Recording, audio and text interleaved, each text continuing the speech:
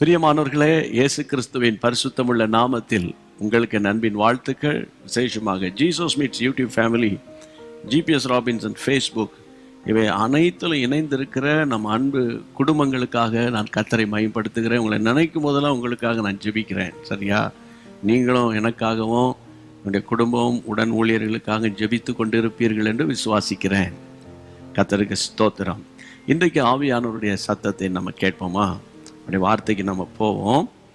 அப்போஸ்தலர் 8ஆம் அதிகாரத்தில் 29ஆம் வசனம். ஆவியானவர், நீ போய் அந்த இரதத்துடனே சேர்ந்து கொள் என்று பிலிப்போடே சொன்னார். ஆவியானவருடைய சத்தம் திடீரென்று சுவிசேஷ ஊழியன் ஆகிய பிலிப்புக்கு கேட்குது. ஆவியானுடைய குரல் கேட்குது.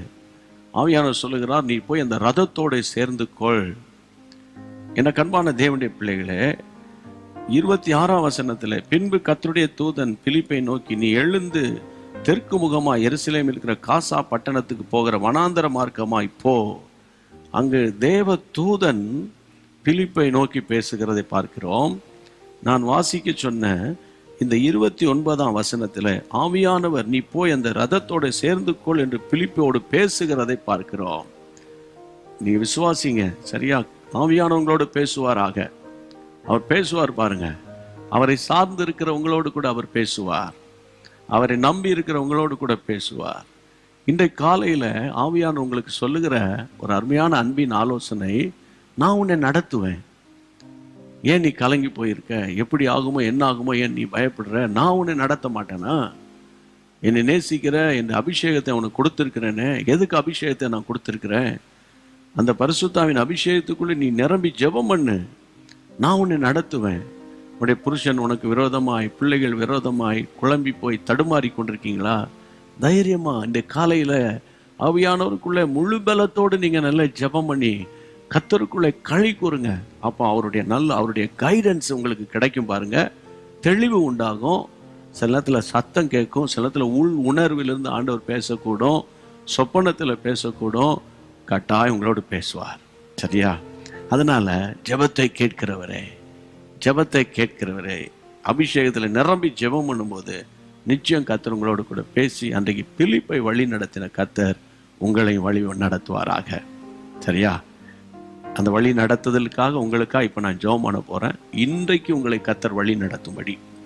எங்கள் பரிசுத்த பிதாவே, வானத்துக்கும் பூமிக்கும் சகல அதிகாரங்கள் படைத்த அருமையான ஆண்டவரே, உங்களுடைய வழி நடத்துதல் இன்னைக்கு ரொம்ப அவசியமாக இருக்குப்பா.